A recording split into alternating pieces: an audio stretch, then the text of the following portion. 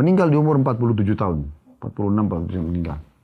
Di rumah beliau ada tantenya, itu hidup sampai umur 80 tahun, 90 tahun. Padahal tantenya ini sudah tidak bisa jalan gitu, karena kan harus dituntun ke kamar mandi. Tapi kalau ajal datang begitu, tidak melihat gitu kan. Jadi jangan selalu menghayal dengan kulit yang masih kencang, umurnya masih muda, dan selalu lihat orang yang lebih tua, ini keliru. Karena ajal bisa datang kepada siapapun. Berapa banyak orang meninggal masih muda, gitu kan.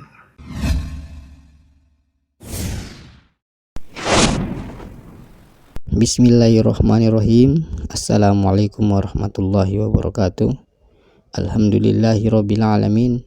Wassalatu wassalamu ala Rasulillah wa ala alihi wa sahbihi ajmain, amma ba'du. Sahabat speaker motivasi yang dirahmati Allah Subhanahu wa taala. Pada video yang saya bagikan kali ini berisi tentang tumu adalah hidupmu. Penasaran seperti apa videonya? Yuk, mari kita simak bersama-sama. Assalamualaikum warahmatullahi wabarakatuh.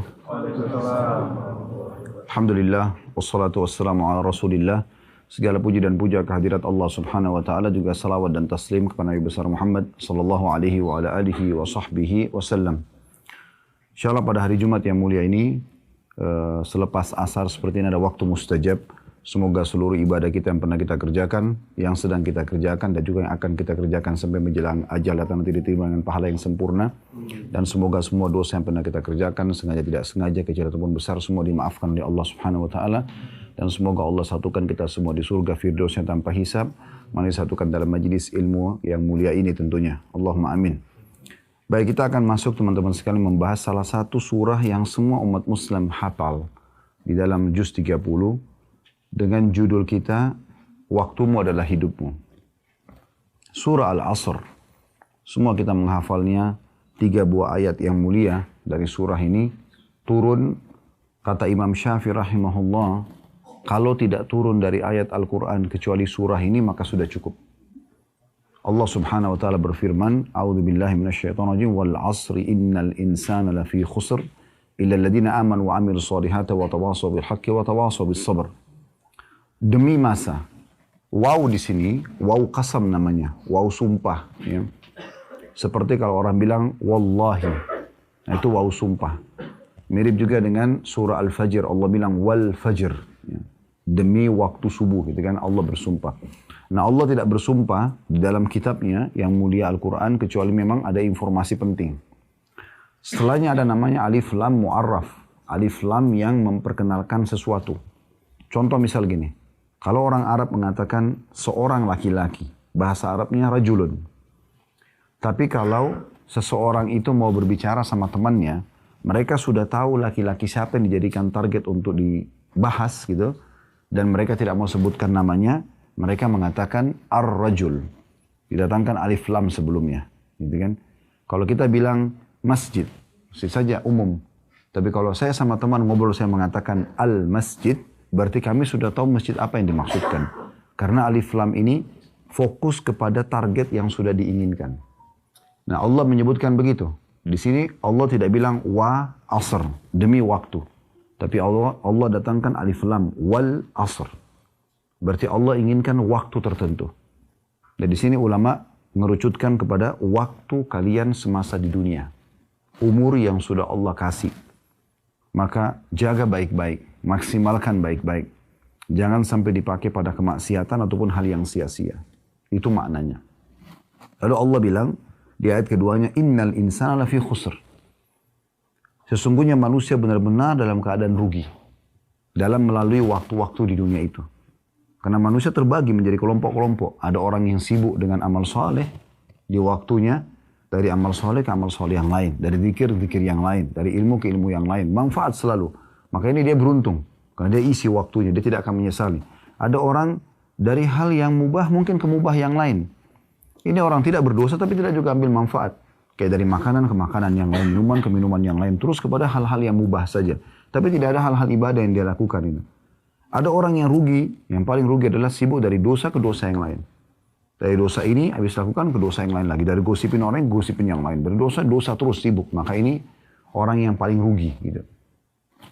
Kemudian Allah mengatakan di ayat ketiganya, setelah mengingatkan maksimalkan waktu kalian di dunia, banyak sekali orang yang rugi di situ, kecuali satu. illa alladziina aamanu wa 'amilus shalihat, kecuali orang yang beriman dan beramal saleh. Itu orang yang tidak sia-sia waktunya. Karena orang yang beriman tahu ada Tuhannya Allah yang mengatur dia, dan juga Allah akan minta pertanggungjawaban atas waktu yang berlalu semasa hidupnya. Gitu kan? Waktu yang Allah kasih ini sangat mahal gitu. Harus betul-betul dimaksimalkan. Kemudian tidak cukup dengan iman tapi dia harus beramal saleh. Ini selalu dua konsepnya ya. Kalau orang beriman tidak beramal saleh tidak manfaat juga imannya. Karena harus diisi dengan amal saleh. Orang beramal saleh tapi tidak beriman, dia sholat, dia puasa tapi dia orang non-muslim, tidak diterima. Maka dua ini harus. Allah mengatakan kecuali orang beriman dan beramal saleh, maka watawasaw bil haqqi watawasaw bis sabr. Saling berwasiatkanlah kebenaran ini dan saling berwasiatkanlah ya agar bersabar mempertahankan kebenaran itu. Nah, ini kurang lebih ayat yang akan kita bahas insyaallah. Nah, teman-teman sekalian, dalam Islam kita dibolehkan melakukan hal-hal yang mubah, tapi tidak boleh berlebihan, gitu kan? Cukup sesuai dengan kebutuhan. Kayak misalnya kita lagi makan siang atau sarapan pagi atau makan malam, secukupnya kita pakai waktunya. Jadi nggak perlu kita pakai sampai 2-3 jam duduk hanya untuk makan habisin waktu. Padahal sebenarnya kita hanya butuh setengah jam maksimal sudah cukup misalnya. Maka coba maksimalkan kegiatan yang lain, sibukkan kepada yang lain. Kalaupun kita harus masuk kepada hal yang mubah seperti tidur, mandi, ya, makan tadi, maka pakai secukupnya. Tidur juga pada saat kita butuh, makan pada saat kita butuh kita. Selebihnya usahakan hal-hal yang bermanfaat. Dan jangan pernah sibukkan diri di waktu-waktu itu dengan dosa-dosa. Karena nanti akan diisi dengan penyesalan. Orang yang mengisi waktunya dengan dosa, maka dia akan menyesal. Jangankan orang yang berbuat dosa, teman-teman. Orang yang tidak sempat mengisi waktunya dengan amal soleh, itu sudah cukup membuat dia menyesal nanti pada hari kiamat. Ada kisah unik. Talha bin Ubaidillah rahimahullah, radhiyallahu anhu, sahabat Nabi yang mulia di kota Madinah ini, pernah menerima tawaran dari Nabi SAW menampung 3 orang yang baru masuk Islam. Datanglah 3 orang itu, karena mereka baru masuk Islam, tidak ada keluarganya di Madinah, maka Nabi bilang siapa yang tanggung? Talha bin Ubaidillah, orang kaya di Madinah. Dan beliau orang soleh, salah satu dari 10 orang yang masuk surga. Maka beliau mengatakan, saya Rasulullah, saya tanggung mereka. Tinggallah di rumah Talha, dibiayailah hidup 3 orang ini. Subhanallah, berjalan waktu terjadi peperangan. Orang yang pertama dari 3 orang ini mati syahid. Berjalan waktu lagi, terjadi lagi peperangan. Orang yang kedua dari mereka, dari 3 orang ini, ikut perang mati syahid juga. Berjalan waktu lagi, orang yang ketiga mati tapi di atas ranjangnya. Mati di atas ranjangnya. Yang terjadi, Talha bin Ubaidillah radhiyallahu anhu mimpi, ketiganya dalam mimpinya ini. Jadi yang paling depan di surga adalah orang yang mati di atas ranjang. Kemudian datang di belakangnya orang yang meninggal mati syahid yang nomor 2. Dan yang paling belakang orang yang mati syahid yang pertama. Maka kata Talha bin Ubaidillah, ya Rasulullah, tadi malam saya mimpi begini. Bagaimana kami memahami mimpi ini gitu. Karena kan yang pertama mati syahid, yang kedua mati syahid, yang ketiga cuma mati di atas ranjang. Kok bisa yang mati ketiga ini lebih baik gitu. Lebih di depan di surga, lebih tinggi derajatnya. Maka kata Nabi SAW, bagaimana kau bisa pungkiri itu hai Talha? Dari mana kau bisa memungkiri tentang sholatnya, tentang puasanya, tentang zikirnya? Di umur yang Allah kasih, lebih berapa hari dari teman-teman yang mati syahid. Jadi artinya kalau teman-teman diberikan kesempatan umur dan bisa beramal soleh, jangan disia-siakan. Karena 1 hari aja itu mahal sekali. Terjadi juga di masa Nabi SAW dalam riwayat sahih, ada 2 orang bersahabat sama umurnya. Sama-sama masuk Islamnya. Subhanallah, salah satunya mati terbunuh, mati syahid. Pekan depan baru meninggal temannya, tapi mati biasa. Ini kejadian mirip kayak tadi. Orang kan kalau mati syahid pasti orang sudah anggap, oh luar biasa keutamaan. Tentu punya keutamaan memang. Tapi di sini kita lihat bagaimana orang kalau maksimalin waktu. Maka setelah menyolati jenazah orang yang kedua, orang yang pertama Nabi sholat itu juga mati syahid. Orang yang kedua mati biasa di atas ranjangnya, mati karena ajal datang, disolati oleh Nabi SAW. Lalu Nabi bilang begini setelah sholati, bagaimana menurut kalian tentang orang ini dibandingkan temannya dia yang pekan lalu? Maka kata para sahabat, ya Rasulullah, semoga saja orang ini yang baru kita sholatin bisa mencapai derajat sahabatnya karena persahabatannya maksudnya. Karena kan yang pekan lalu mati syahid. Kata Nabi SAW, di mana kau dengan ibadahnya orang yang baru mati ini sepekan? Sesungguhnya ketahuilah, perbedaan derajat antara orang yang baru kita sholat yang mati dasranya dengan orang yang mati syahid pekan lalu antara langit dan bumi. Maksudnya lebih tinggi orang ini. Jadi teman-teman kalau Allah kasih kesempatan walaupun 1 menit saja, jangan disia-siakan. Sekarang begini, sebagai bahan muhasabah saja, introspeksi diri buat kita semua. Tentu dimulai dari saya. Kalau seandainya teman-teman, ini kita bicara kalau seandainya. Seseorang antara kita menghadapi malaikat maut. Dan itu pasti terjadi. Datang kepada kita, terus kemudian akan mencabut ruh kita. Tapi malaikat maut bilang begini, saya memberikan kesempatan telah diizinkan Allah untuk kamu tertunda ajalmu 1/2 jam. 1/2 jam lagi saya akan cabut ruhnya. Kira-kira 1/2 jam itu akan antum pakai apa? Oke, saya mau tanya gini. Apakah pada saat itu kita masih berpikir untuk cari restoran favorit kita? Masih maukah kita duduk ngobrol sama teman-teman? Masih maukah kita pergi ke mall cari baju favorit kita? Atau apa saja urusan dunia? Coba renung ini. Tidak ada. Kalau perlu 1/2 jam itu kita pakai bertobat, kita pakai sholat, tadi kita pakai sedekah, kita pakai berzikir. Kita bayar utang mungkin yang kita belum bayar, kan begitu. Harusnya kita nggak usah tunggu kejadian ini. Karena kalau malaikat mau datang, Allah mengatakan tidak akan ditunda. Ya. Kata Nabi SAW pada saat belum melewati satu kuburan, beliau mengatakan kepada para sahabatnya untuk memberikan peringatan. Demi zat yang jiwaku dalam genggamannya, demi Allah, sesungguhnya yang ada dalam kuburan ini sekarang, lebih dia cintai 2 rakaat sholat sunnah kalian dibandingkan dunia dan seluruh isi. Artinya kalau orang ini hidup sekarang, dia akan mengejar sholat 2 rakaat yang kalian sempat kerjakan, itu lebih dia suka daripada dikasih dunia dan seluruh isinya. Coba renungi teman-teman, berapa banyak orang yang meeting meninggalkan sholat Jumat, meninggalkan sholat wajibnya, ya, orang tuanya telepon tidak dipedulikan, banyak kesempatan emas amal soleh yang dia sia-siakan. Ini kenapa? Karena memang dia tidak subhanallah menyia-nyiakan. Nah tujuan kita taklim sore ini untuk itu. Ya, bagaimana kita coba memaksimalkan waktu kita isi dengan hal-hal yang bermanfaat. Selalu tanyakan dari bermanfaat yang satu bermanfaat yang lain. Bahkan usahakan teman-teman sekalian, kalau kita kerjakan hal-hal mubah ada nilai pahalanya. Bagaimana caranya Ustaz? Sekarang makan, bisa nggak akan jadi dapat pahala? Minum, tidur, ya, ngobrol, bisa nggak dapat pahala semua? Bisa. Syekh Abu Bakar Jazair rahimahullah, salah satu ulama yang pernah mengajar 40 tahun di Masjid Nabawi, sudah meninggal beliau. Beliau banyak punya karya tulis, diantaranya Minhajul Muslim yang kami bedah ada di YouTube ya. Beliau pernah merincikan masalah itu. Bahwasanya hadis Nabi SAW, innamal amalu binniyat, semua sesuai dengan niat, wa innamal likulli imri'in ma nawa, semua orang akan dibalas sesuai dengan niatnya. Ini menandakan dari hadis ini, bisa saja seseorang dengan niatnya, itu dia mengalihkan sesuatu yang mubah menjadi sunnah. Contoh misal, kalau kita ngantuk, dan kita katakan, ngantuk, tidur langsung. Hanya sekedar ingin menghilangkan ngantuk atau capek kita. Mubah. Nggak dosa, nggak pahala gitu kan. Tapi ini bisa kita ubah menjadi pahala. Bagaimana caranya? Niatkan dalam hati, kalau tidur yang akan kita kerjakan itu untuk memberikan hak tubuh yang Allah amanahkan.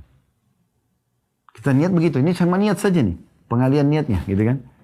Maka akhirnya tidur kita yang 6 jam, 7 jam ini, itu akan ya, berubah menjadi pahala. Karena kita nggak mungkin ngantuk kecuali memang penciptanya. Allah yang memberikan kita rasa ngantuk. Sinyal kalau tubuh kita sedang butuh istirahat kan begitu. Jadi jangan cuma sekedar ngantuk, plak, langsung tidur gitu. Enggak, tapi bagaimana kita niatkan, oh ini untuk memberikan hak tubuh yang sedang Allah amanahkan. Karena memang tubuh harus dirawat kan. Nggak usah kita bicara kita masih hidup. Meninggal saja jadi jenazah, bukankah jenazah harus dimandikan? Kenapa jenazah dimandikan? Padahal toh sebentar masuk tanah dan dimakan oleh belatung tanah jasadnya. Yang hidup kan ruhnya gitu kan. Karena memang Allah SWT meminjamkan kepada kita itu dan kita harus menjaganya. Apalagi orang yang hidup gitu kan. Mandi juga begitu. Allah Subhanahu wa taala memberikan kepada kita mandi segar. Kita merasa lebih segar. Ya, kalau kita tubuh ini lagi butuh pembersihan, kita diberikan oleh Allah rasa gerah. Maka dengan mandi kita segar. Kalau kita mandi saja cuma sekedar segarin badan biasa, karena nggak mau gerah, maka mubah. Tapi kalau kita niat memberikan hak tubuh kita yang Allah amanahkan sehingga kita rawat, maka menjadi pahala. Begitu juga dengan tidur, begitu juga dengan yang lainnya. Kita niatkan tidur untuk memberikan hak tubuh kita agar istirahat. Dan semua itu bisa menjadi pahala di sisi Allah Subhanahu wa taala. Ada sebuah hadis Nabi SAW yang perlu kita renungi, hadis Bukhari. Kata Nabi SAW, ni'matani magbulun fihima katsirun minan nas. Ada dua nikmat Allah yang melimpah sebenarnya. Orang semua bisa rasakan. Tapi dilalaikan oleh banyak manusia. Banyak manusia anggap remeh. Yaitu yang pertama, as-sihhatu. Kesehatan. Dan yang kedua, wal-faraq. Waktu lowong. Ya. Jadi waktu lowong ini teman-teman bukan untuk dipakai buang-buang gitu. Tapi dipakai hal yang bermanfaat. Kan? Dan ini perlu sekali untuk diperhatikan dan kita sendiri masing-masing mengetahui. Bukan kita tidak boleh duduk bersantai, enggak, tapi bersantai itu pun sesuatu yang berisi manfaat. Nanti kita dengar bagaimana para salafus saleh mengisi waktu-waktu mereka. Ya. Ada peringatan yang baik dari Hasan Basri rahimahullah. Beliau mengatakan perkataan yang baik untuk menjadi bahan renungan. Beliau mengatakan, Ibna Adam innama anta ayyamun kullama dhahaba yawmun dhahaba ba'duk. Artinya, wahai anak Adam, kamu hanya kumpulan-kumpulan hari. Setiap kali harimu berlalu satu hari, maka pergilah sebagian dari dirimu. Jadi sebenarnya teman-teman yang dilakukan oleh orang-orang muslim, bangga dengan ulang tahunnya, merasa hebat, prestasi itu keliru. Kita justru harus hati-hati itu. Ya. Karena Allah SWT kalau memberikan kita kesempatan umur, bukan untuk mabuk-mabukan, bukan untuk maksiat. Justru untuk beribadah. Semana sudah kita jelaskan tadi, dua riwayat tentang kisah orang yang meninggal, tapi sempat beribadah sepekan saja beda dengan temannya. Sudah cukup beda derajatnya di sisi Allah subhanahu wa ta'ala. Umar bin Abdul Aziz rahimahullah, seorang khalifah Umayyah yang berkuasa dari tahun 99 sampai 101. 2 tahun beliau berkuasa. Sebagian ulama ada yang mengatakan dia adalah khalifah Rashidah yang kelima. Maksudnya setelah Abu Bakar, Umar, Uthman, Ali, dia yang kelima. Karena solehnya luar biasa gitu. Yang jelas banyak nasihat beliau yang sangat unik. Ya, dan menyentuh hati. Di antaranya beliau mengatakan, innal laili wan nahar ya'malani fika fa'mal fihima. Ketahuilah bahwasanya malam dan siang itu bekerja untukmu. Jadi siang dari pagi tadi sampai sore begini ini Allah siapkan, ini sedang bekerja buat kita. Dia siapkan dirinya buat kita gitu. Begitu juga malam nanti juga bekerja untuk kamu. Maka bekerjalah ya dengan memaksimalkan keduanya. Jadi jangan sampai kita sia-siakan. Teman-teman sudah tahu Umar bin Khattab radhiyallahu anhu itu kalau tidur malam, beliau selalu letakkan ada genangan ember, air, bejana di dekat ranjangnya. Dan kalau beliau tidur, beliau seringkali meletakkan tangan di bawah pipi atau kadang-kadang digeser sedikit. Kalau dia terbangun dan tersentuh dengan air itu, maka dia bangun dan tidak pernah lagi tidur, diisi dengan sholat malam. Karena ingin memaksimalkan waktunya. Imam Nawawi rahimahullah, pernah dengar Imam Nawawi ya? Meninggal belum 40 tahun, karya ilmiahnya sangat banyak. Banyak sekali. Hadis 40, Arba'in Nawawi, ada Riyadus Shalihin, ada banyak. Beliau itu teman-teman kalau mau tidur malam, ini caranya dia ya. Bukan berarti saya minta teman-teman begitu, tapi lihat bagaimana mereka maksimali waktu. Imam Nawawi rahimahullah itu belajar di 13 guru dengan 13 kitab sehari. Jadi kayak Bapak Ibu sekarang hadir begini sekali belajar sama kami, ini 13 kali pertemuan begini dalam sehari beliau buat. Orang kalau kuliah pun sekarang itu maksimal 5 materi, 6 gitu kan. Ini beliau 13 kitab di 13 guru. Berbeda-beda bahasannya. Dan tidak cukup, saya tidak berhenti, tidak mengatakan, aduh sudah deh saya sudah belajar tadi capek. Enggak. Pulang ke rumah nih, dia bersih-bersih, kemudian dia mulai pada saat mau tidur, dia ambil buku, kitab. Yang dia belum pelajari pada hari itu, kitab lain. Lalu dia tidur sambil berdiri, Imam Nawawi itu. Dia tidur menyandar di tembok, kemudian satu kakinya diangkat, dilipat, yang satunya menopang diri, lalu tidur. Begitu dia bangun baca buku. Begitu mereka luar biasa memaksimalkan waktunya gitu. Jadi nggak diisi dengan hal yang sia-sia, gitu kan? Kadang-kadang kan banyak orang di antara kita sudah nggak tahu harus buat apa, pegang handphone buka lagi, tutup. Padahal sudah tidak ada WA yang masuk.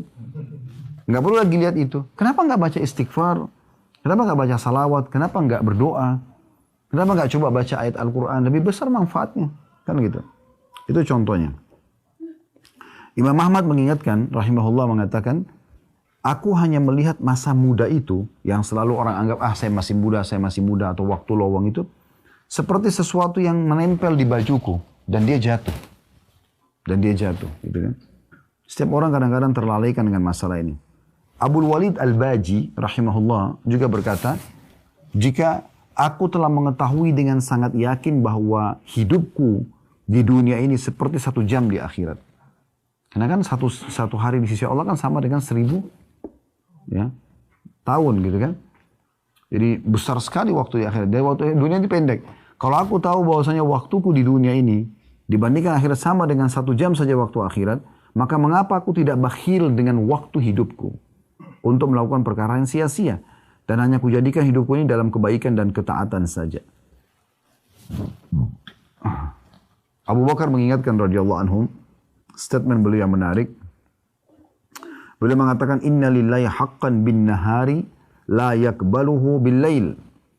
Ketahuilah ada hak-hak Allah di siang hari. Allah enggak terimanya di malam. Ya. Walillahi haqqun bil lail la yakbaluhu bin nahar. Dan Allah punya hak di malam hari, tidak diterima di siang hari. Maksudnya maksimalkan. Kayak tahajud, kan cuma di malam hari. Sekarang kalau kita luputkan tahajud itu, berarti kita nggak bisa kerjakan sekarang. Begini rasional teman-teman sekalian. Kalau ada peluang amal soleh jangan disia-siakan. Karena peluangnya tidak terulang. Tidak terulang. Gitu kan? Contoh misal, ada orang tidak sholat subuh tadi misalnya di masjid. Contoh saja. Ya. Itu kota yang besar, dia tidak sholat subuh. Anggaplah dia punya udzur misalnya. Ketiduran lah apa segala macam. Dia tidak berdosa karena dia ketiduran. Dia sholat di kamarnya misalnya atau di rumahnya. Baik. Perlu dia ketahui dan disadari oleh dia bahwasanya subuh itu akan dia temukan di catatan amalnya hari kiamat tidak sholat berjamaah di masjid. Dan tidak bisa diubah. Nggak bisa diubah itu. Nggak usah itu teman-teman sekalian. Saya punya pengalaman yang seumur hidup saya sesali itu. Subhanallah, maksudnya penyesalan positif sini ya. Pernah transisi perubahan waktu sholat. Teman-teman di Indonesia Barat sering rasakan. Sebenarnya di Indonesia juga terjadi sih ya. Tapi kadang-kadang ada waktu tertentu kita hampir 11:30 sudah azan duhur. Gitu kan. Sampai saya bilang sama teman-teman tim, kalau 11:30 sudah azan duhur, berarti kita live-nya jam 12 gitu kan. Habis duhur. Nah, kalau ada juga waktunya sampai jam 12, 12:10 baru azan gitu kan. Pernah transisi subhanallah ada tamu datang ke rumah. Di Jakarta setelah itu ngobrol-ngobrol, kok nggak kedengaran azan nih. Saya berpikir waktu itu masih waktunya jam 12:10, rupanya dia sudah mundur. 12:10 kok belum azan, 12:12 kok enggak kedengaran azan, rupanya mikrofon masjid dekat rumah itu rusak. Terus saya bilang sama akhi yang datang itu, sepertinya sudah azan, sudah lewat 2 menit nih, 12:10. Padahal dia sudah mundur tuh 12:05 atau 7 gitu, sudah azan sebelumnya. Terus saya bilang, ayo kita ke masjid, jalan sama-sama, dekat rumah. Begitu saya masuk ke masjid, baru masukkan kaki kanan di masjid, orang sudah ruku, sudah sujud rakaat pertama. Terus saya masuk sama akhi ini, sholat sama-sama, itu masbuk 1 rakaat. Tapi setelah salam teman-teman sekalian, saya jadikan bahan introspeksi diri sendiri. Saya sampai mengatakan subhanallah, ya, saya bahkan tidak bisa minta sama imam kembali dong ke rakaat pertama karena saya mau ikut dari takbiratul ihram. Gak bisa. Tercatat di buku amal saya, hari sholat duhur itu di hari itu masbuk 1 rakaat. Dan tidak bisa diperbaiki. Permasalahannya itu kalau amal soleh. Kalau kita nggak jeli mencari kesempatan untuk memaksimalkannya, maka susah. Ya.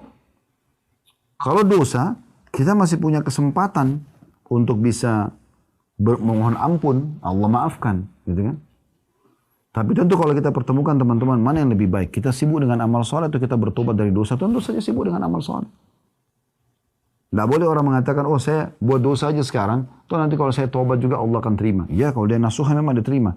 Tapi waktu-waktu yang dia buat dosa dan akhirnya Allah bersihkan setelah dia taubat, ini berarti kosong dari amal soleh ini. Yang mungkin satu amal soleh cukup mengangkat derajat dia yang tinggi di surga. Dari mana kita tahu? Mungkin senyum dengan seorang muslim, mungkin ini, mungkin itu. Cukup mengangkat derajat yang sangat jauh di surga. Perbedaan jauh sekali. Sampai Nabi SAW pernah mengatakan atau kepada satu orang sahabat, ketahuilah, atau beberapa orang sahabat, ketahuilah, aku diperlihatkan orang dari umatku yang keliling dan menikmati istana di surga. Dan fasilitasnya itu dari duri yang dia pindahkan dari jalanan. Mungkin anggap remeh kan? Duri, paku. Itu saja dipindahkan, yang orang banyak anggap remeh, itu sudah cukup. Dia kata Nabi SAW, dia menikmati begitu luar biasa kehidupannya di surga. Menikmati semua segala macam. Jadi amal-amal soleh itu tidak bisa kita anggap remeh. Makanya kata Nabi SAW, la tahkiranna minal ma'rufi syai'a. Jangan kalian pelit-pelit dengan amal soleh. Jangan kena kecil kita anggap gak usah dikerjakan. Ingat, ibadah sunnah juga perintah agama. Selalu, itu kan sunnah. Seakan-akan begitu. Kenapa nggak puasa Senin Kamis? Itu kan sunnah. Zikir pagi petang sunnah. Salat qabliyah, duha, qiyamul lail sunnah. Umrah sunnah. Tapi sunnah itu perintah agama. Kenapa tidak dikerjakan? Apa fungsinya amal-amal sunnah? Fungsinya akan membantu amal wajib Bapak Ibu sekalian. Kan begitu dalam hadis Bukhari. Kata Nabi SAW, awal amal hisab hari kiamat adalah salat. Kalau dia baik, maka beruntunglah dia. Dalam riwayat lain, akan membantu amal-amal lain. Kalau dia buruk salatnya, maka akan rugilah dia. Riwayat lain akan mengganggu amal-amal lain. Akan mengganggu amal-amal lain. Dan kalau sholat wajibnya ada yang kurang, Allah subhanahu wa ta'ala berfirman kepada para malaikat, carilah amal-amal sunnahnya, sholat sunnahnya. Kalau ditemukan, maka akan menyempurnakan kekurangan sholat wajib. Coba bayangkan. Mungkin ada kita lupa wudu, kurang khusyuk. Ternyata sholat duha, sholat qobliyah, sholat tahajud, sholat witir, semua sholat taubat, tahiyat masjid, ini bisa membantu menyempurnakan itu. Kalau sudah sempurna sholat wajib kita, ini akan menambah ekstra pahala. Dan kata Nabi SAW, itu berlaku pada semua amal-amal umumnya. Maksudnya, puasa sunnah akan bantu puasa wajib, sedekah akan bantu zakat, umroh akan bantu haji. Akan terbantu dengan amal sunnah itu. Amal sunnah juga yang banyak dianggap remeh oleh orang ini, teman-teman sekalian, itu adalah penyebab datangnya cintanya Allah sebagai pencipta, gitu kan? Kata Nabi SAW, Allah berfirman, La yazalu abdun yataqarrabu ilai bin nafal hatta uhibbu. Seorang hamba terus dekatkan diri kepadaku dengan amal-amal sunnah sampai aku mencintainya. Kalau aku mencintainya, fa idza ahbabtu kuntu lahu sam'un liyasma'u bihi. Aku akan menjaga pendengaran yang digunakan untuk melihat. Basara yabsuru bihi, dan penglihatan yang digunakan untuk melihat, penglihatan yang digunakan untuk melihat. Wa yadul ladzi yabtishu bihi, dan tangan digunakan untuk menjamah. Wa rijul ladzi yamshi alaihi, dan kaki yang digunakan untuk melangkah. Jadi Allah akan jaga orang dengan amal-amal sunnah. Maka jangan dianggap remeh nih, jangan kena oh ini amalan kecil, enggak usah, enggak apa-apa. Padahal sebenarnya penting. Ada nasihat yang baik juga dari Rabi'ah rahimahullah. Dia seorang ulama tabi'in, dia menasihati seseorang tabi'in yang lain namanya Sufyan ats-Tsauri.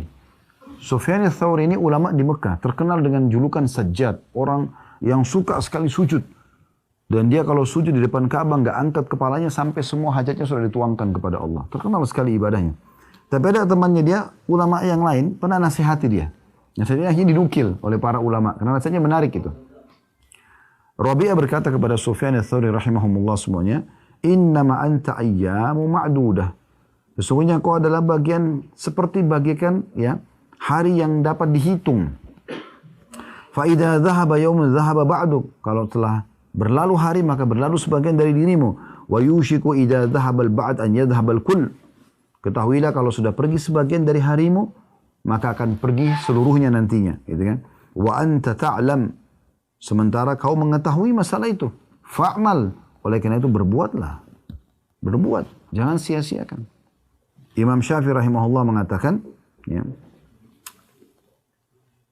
Sahabtu sufiyya falam astafidu minhum siwa harfaini. Aku pernah bertemu dengan orang sufi, tapi aku tidak pernah ambil manfaat dari mereka kecuali 2 huruf saja. Kata Imam Syafi'i rahimahullah. Ahaduhuma qauluhum. Salah satu dari 2 manfaat itu adalah perkataan mereka yang sering mereka saling nukil. Al-waqtu sayfun fa in lam taqta'hu qata'ak. Waktu itu bagikan sebilah pedang yang kalau kau tidak memotongnya dia akan memotongmu. Jadi ini semua nasihat-nasihat tentang masalah waktu tersebut. Ya. Ada nasihat yang baik dari Ibnu Qayyim rahimahullah. Ya. Beliau mengatakan waktu manusia adalah umurnya yang sebenarnya. Waktu tersebut adalah waktu yang dimanfaatkan untuk mendapatkan kehidupan yang abadi dan penuh dengan kenikmatan. Maksudnya di akhirat nanti. Dan terbebas dari kesempitan dan azab yang pedih di kubur. Ketahuilah bahwa berlalunya waktu lebih cepat daripada berlalunya awan atau mendung yang ada. Barang siapa yang waktunya hanya untuk ketaatan dan beribadah kepada Allah, sibuk dari ibadah ke ibadah yang lain, maka itulah waktu dan umur yang sebenarnya. Selain daripada itu tidak dinilai sebagai kehidupannya, namun hanya teranggap sebagai kehidupan binatang ternak saja. Bersama dengan hewan ternak.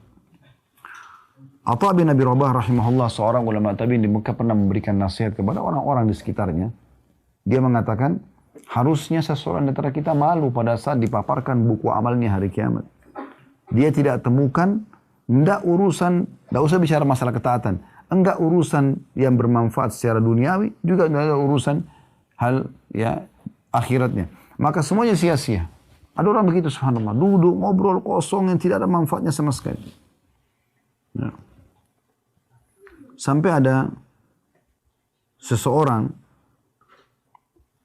dari ulama salaf, beliau pernah jalan melewati sebuah tempat, ya.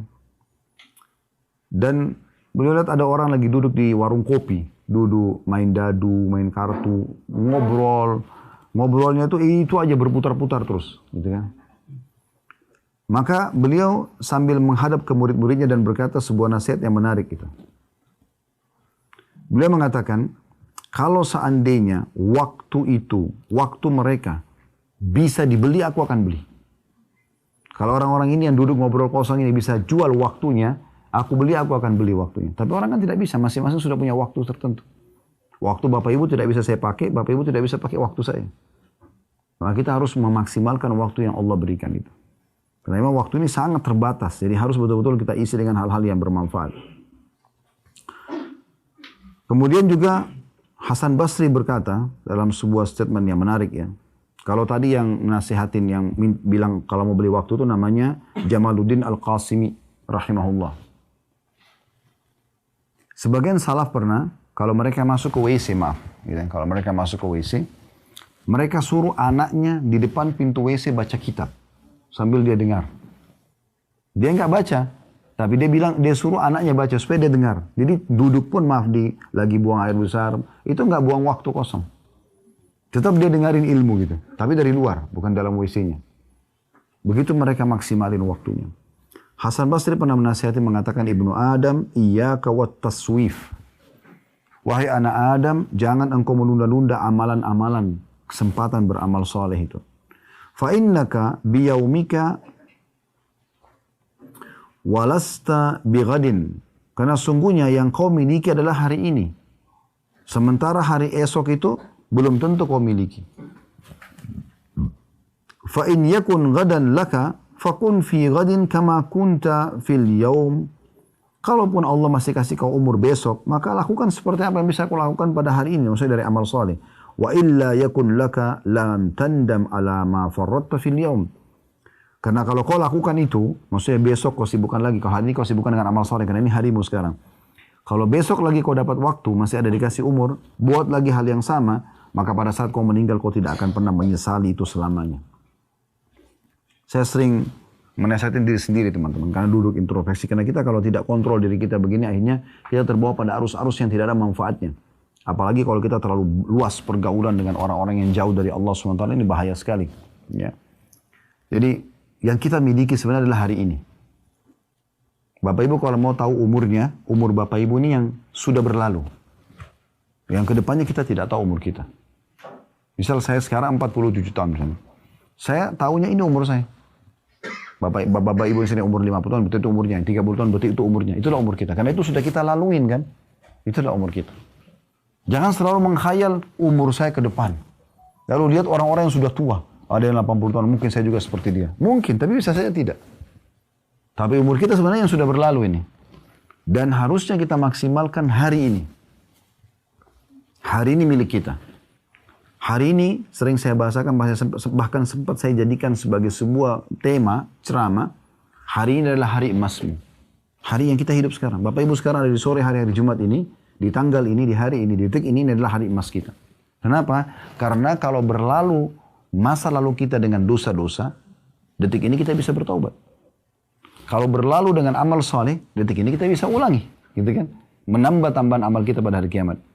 Selebihnya ke depannya kita tidak tahu. Kita cuma bisa programin. Kita nggak tahu. Dapat atau tidak kita nggak tahu. Jangan-jangan lalai, karena kita semua pasti akan meninggal dunia. Tidak mungkin tidak. Jadi tidak ada ceritanya orang itu kemudian tidak meninggal dunia, itu mustahil. Ya. Bapak, ibu misalnya seorang olahragawan, makanannya selalu sehat, hidup di lingkungan yang asri, tetap aja meninggal. Kalau ajalnya datang, meninggal. Ada orang yang tinggal di tempat yang kotor, penuh dengan sampah, belum ajal tidak meninggal. Ada di Makassar, paman kami, beliau Masya Allah prestasinya luar biasa. Profesor di bidang ekonomi dan banyak prestasi yang didapatkan gitu. Meninggal di umur 47 tahun. 46, 47 meninggal. Di rumah beliau ada tantenya, itu hidup sampai umur 80 tahun, 90 tahun. Padahal tantenya ini sudah tidak bisa jalan gitu, karena kan harus dituntun ke kamar mandi. Tapi kalau ajal datang begitu, tidak melihat gitu kan. Jadi jangan selalu menghayal dengan kulit yang masih kencang, umur yang masih muda, dan selalu lihat orang yang lebih tua, ini keliru. Karena ajal bisa datang kepada siapapun. Berapa banyak orang meninggal masih muda, gitu kan. Beruntunglah orang yang bisa memaksimalkan harinya ini. Nah, saya mengajak dari saya dan teman-teman sekalian, kalau hari-hari lalu kita punya dosa, kita bertobat kepada Allah SWT. Ada amal soleh, sekarang kita maksimalkan dengan amal soleh tersebut. Jangan pernah berhenti untuk beramal soleh, jangan pernah berhenti untuk menuntut ilmu. Isi terus dengan hal-hal yang baik, dan jangan merasa terlambat. Pernah ada seseorang di perang Khaybar, di zaman Nabi SAW, ini keberuntungan yang Allah kasih gitu, tapi dia tutup hidupnya dengan amal soleh. Dia lihat pasukan Nabi SAW yang mengepung benteng Khaybar. Khaybar kurang lebih 170-180 kilo dari sini. Dikepung benteng Khaybar itu. Dan dia lihat umat Islam. Dia belum pernah lihat ada pasukan perang seperti itu. Maksudnya mereka tuh menyerang kapan diinstruksikan oleh Nabi. Mereka nggak ada merusak, nggak bunuh hewan-hewan gitu kan. Terus malam hari mereka mengaji, baca Quran. Dan orang Arab ini faham apa yang dibaca. Karena pakai bahasa Arab. Dia tertarik, dia datang kepada seseorang sahabat lalu menanyakan, kalian ini siapa? Agama apa? Ceritakan oleh sahabat tersebut tentang Islam, segala macam. Bahkan mereka keluar kenapa, mereka berharap mati syahid itu masuk surga. Diceritakan panjang lebar. Tertariklah orang Badui ini untuk masuk Islam. Dia mengatakan, saya mau masuk agama kamu. Kata sahabat ini, di depan sana ada Rasulullah. Datang aja langsung ke sana. Datanglah orang ini kepada Nabi SAW, lalu masuk Islam, syahadat dia. Lalu Nabi SAW waktu itu kebetulan dari 9 benteng Yahudi, ada satu benteng yang baru dibebaskan, benteng pertama, dan ada harta rampasan perang. Nabi lagi bagi-bagi tuh untuk para mujahidin. Terus Nabi SAW bilang kepada sahabat yang membagi harta rampasan tersebut, berikan juga kepada orang ini. Maksudnya sahabat yang baru masuk Islam nih. Karena dia masuk Islam di saat pembagian harta rampasan. Kata orang itu, ya Rasulullah, saya masuk Islam bukan untuk ini. Saya masuk Islam karena saya mengejar apa yang sahabat-sahabat Anda kejar. Mereka mengatakan keluar dari Madinah ke sini jauh-jauh. 180 kilo. Zaman itu pakai kuda atau jalan kaki kan jauh sekali. Kalau kita sekarang pakai mobil mungkin lah. Kecepatan 100 km per jam mungkin bisa 1,5 jam atau 2 jam sampai gitu. Saya ingin seperti mereka. Saya berharap ada anak panah Yahudi. Lepas dari benteng ini, tunjuk benteng itu. Lepas kemudian kena dada saya di sebelah sini. Dia tunjuk titik dadanya. Dan tembus di sini. Kemudian saya mati syahid, saya masuk surga. Kata Nabi SAW, Allah akan berikan kalau kau ikhlas. Kalau kau tulus, Allah kasih itu. Gitu kan? Maka, pisahlah dia dengan Nabi SAW berkecamuk perang. Nah kebetulan strategi orang-orang Yahudi pada saat itu berperang memang seperti tadi yang digambarkan oleh orang ini. Dia saksikan dari awal peperangan. Jadi mereka itu tidak berani menghadapi muslimin secara langsung. Mereka lepaskan anak-anak panah dari dalam benteng. Gitu kan? Serang umat Islam, sekian ratus, sekian ribu anak panah mungkin dilemparin gitu kan. Ya nasib-nasiban kalau membunuh ya mereka terima, itu yang mereka harapkan. Yang jelas ada satu anak panah lepas di antara sekian banyak anak panah dan kena orang ini. Subhanallah, anak panah itu kena di titik yang dia tunjuk. Di dada sebelah kirinya tembus di tempat yang dia tunjuk. Waktu selesai serangan panah orang-orang Yahudi, Nabi SAW kumpulin jenazah yang mati terbunuh dari sahabat. Dan di antaranya orang ini. Kata Nabi SAW, apakah orang ini tadi yang baru masuk Islam? Kata para sahabat, iya ya Rasulullah. Kata Nabi SAW, Maha suci Allah ya, yang telah benar dengan janjinya. Siapa yang mau melihat orang ya, ahli surga yang belum pernah sujud sekalipun, maka lihatlah orang ini. Kalau Allah berikan taufik begitu. Jadi kalau kita punya kesempatan amal soleh, jangan sia-siakan. Jangan sia-siakan. Dunia ini teman-teman bukan target kita. Target kita akhirat. Dunia boleh kita lalui. Umat Islam boleh mengejar prestasi dunia, tapi bukan target utama. Sholat berhenti semuanya. Nggak ada, jangan pertemukan dan jangan seimbangkan bahkan antara pekerjaan dunia dengan urusan akhirat. Nggak. Dahulukan akhirat dari dunia itu benar. Seimbang aja nggak boleh. Itu Allah sebutkan dalam surah Al-Qasas. Surah nomor 28 ayat 77. وَبَتَغِ فِي مَا أَتَاكَ اللَّهُ الدَّارَ الْآخِرَةَ وَلَا تَنْسَ نَصِيبَكَ مِنَ الدُّنْيَا وَأَحْسِنْ كَمَا أَحْسَنَ اللَّهُ إِلَيْكَ. Al-ayah. Artinya, kejarlah apa yang Allah janjikan untuk di akhirat sana nanti. Surga dan seluruh fasilitasnya. Dan jangan lupakan bagianmu dari dunia. Tapi akhirat dahulukan dulu. Dan berbuat baiklah. Patuhlah pada Allah sebagaimana Allah telah berbuat baik kepadamu. Jadi kita memaksimalkan kehidupan kita ini dan jangan sampai kita terlalaikan. Ingat teman-teman, kebiasaan mendahulukan dunia dari akhirat ini akan membuat kita tertutup hidup kita dengan itu.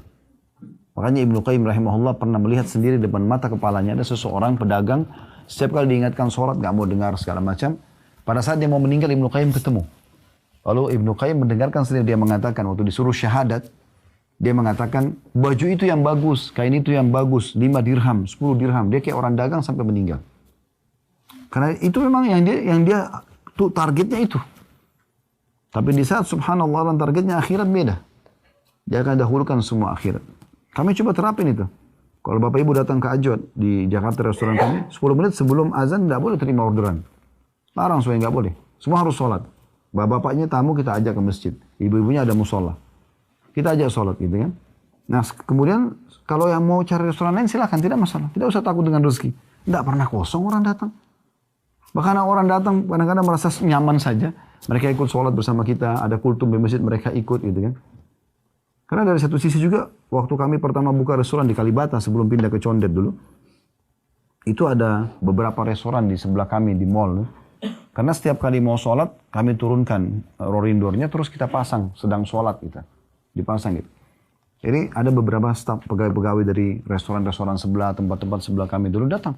Bicara sama beberapa staf di Ajwad gitu. Di sini disuruh sholat ya? Iya. Enak sekali ya. Kita ini jangankan disuruh sholat. Jumat aja nggak boleh sholat. Kenapa miliknya orang non-muslim? Yang perempuan disuruh buka jilbab. Kenapa kita teman-teman yang Allah amanahkan rezeki dan perusahaan segala macam tidak coba terapkan Islam di perusahaan kita? Orang non-muslim itu maksa orang kita untuk tidak sholat. Disuruh buka aurat. Dan segala macam hal. Gitu. Kenapa kita tidak coba ini? Nah ini kita perlu dahulukan akhirat itu daripada dunia. Gitu kan? Wajibkan, kalau kami wajibkan untuk ada program tahfidz Quran, tahsin. Mereka belajar dulu Al-Quran, mereka tahfidz Quran. Bahkan kalau bisa hafal Quran dalam 2 tahun kita kasihin uang, bonus. Kasih 10 juta uang. Gitu kan? Jadi ada yang datang kerja sama kami itu hanya mau ikut tahfidz Qurannya saja. Kenapa kita tidak coba buat program begitu? Dan ternyata dengan kita arahkan mereka ke agama, itu pekerjaan juga berpengaruh sekali. Karena dia sudah tahu hubungannya dengan Tuhannya gitu. Nah ini contoh-contoh juga dalam pemaksimalan waktu itu. Nah ini Ibnu Qayyim rahimahullah menyampaikan kisah ini betul-betul kisah yang terjadi di masa beliau. Dan bagaimana dia lihat dengan mata kepalanya gitu. Dan memang teman-teman kalau kita kembali kepada dasar kenapa kita diciptakan, memang untuk itu. Kalau Bapak Ibu tanya untuk apa saya ada di muka bumi ini, memang untuk ibadah. Apakah saya diciptakan untuk sholat Ustaz, untuk puasa, untuk sedekah, untuk mengaji, untuk duduk majelis ilmu, untuk bakti sama orang tua, untuk jenguk orang sakit? Jawabannya iya. Memang untuk ini kita hidup. Bukan untuk yang lain gitu. Jadi kalau ada orang menomor 2 kan ibadah, kemudian dia dahulukan urusan yang lain, maka ini berarti tidak paham tujuan hidupnya. Itu yang Allah sebutkan dalam surah Az-Zariyat. Surah nomor 51 ya. Di ayat 56 sampai 58. Wa ma khalaqtul jinna wal insa illa liya'budun. Aku tidak ciptakan jin dan manusia kecuali untuk beribadah kepadaku. Ma uridu minhum rizqin wa ma uridu minhum an yut'imun. Aku tidak pernah berharap mereka memberikan aku rezeki, kata Allah, dengan ibadah itu. Dan aku juga tidak ingin mereka memberikan aku makan. Innallahu war-razzaqu dzul quwwatil matin. Allah itu zat yang maha perkasa dan juga ya, pemberi rezeki. Pemberi rezeki dan sangat kuat, sangat kokoh, enggak butuh dengan makhluknya. Allah itu samad. Allah yang tidak berbutuhkan pada siapapun dan semua bergantung pada Dia. Dan Allah menyebutkan juga dalam surah Al-Mu'minun, surah nomor 23 ayat 115. Afahasibtum annama khalaqnakum abathan wa annakum ilaina la turja'un. Apakah kalian mengira kami menciptakan kalian sia-sia dan tidak akan kembali kepada kami? Itu enggak mungkin, gitu kan? Jadi harus kita sadari ini tujuan awal kita diciptakan. Dan memang untuk ibadah. Jadi Bapak Ibu luangin waktu untuk pergi umroh begini, sebenarnya ini tujuan hidup memang. Ini bukan karena ngisi waktu, bukan. Tujuan hidup memang untuk ini. Untuk haji, untuk umroh, untuk sedekah, duduk di majelis ilmu seperti ini. Bukan di waktu lowong, bukan. Memang harus dilowongkan waktunya. Karena memang tujuan kita untuk itu hidupnya. Ingat teman-teman, sebagai penutup kita akan buka pertanyaan setelah ini. Penyesalan akan ada di akhir. Penyesalan selalu datang terakhir. Dan jangan pada saat itu sudah datang baru kita menyesal, nggak ada gunanya. Jangan tunggu penyesalan terjadi. Banyak ayat Al-Quran menyebutkan tentang masalah penyesalan, gitu kan? Banyak sekali.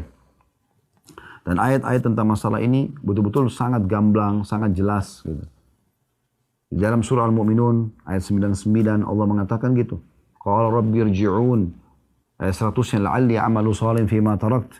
Orang-orang nanti pada saat mau wafat dari orang-orang kafir, orang yang banyak berbuat dosa, mereka mengatakan, wahai Tuhanku, kembalikan aku di dunia. Semoga saja saya bisa beramal soleh. Dari amal-amal soleh yang aku sia-siakan. Mereka begitu, tapi kita jangan tunggu ini.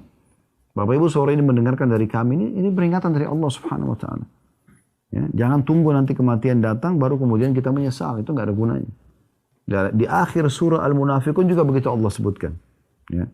Wa anfiqu mimma razaqnakum min qabli an ya'ti ahadakumul maut fa yaqulu rabbi laula akhartani ila ajalin qaribin fa asaddaq wa akun minas shalihin.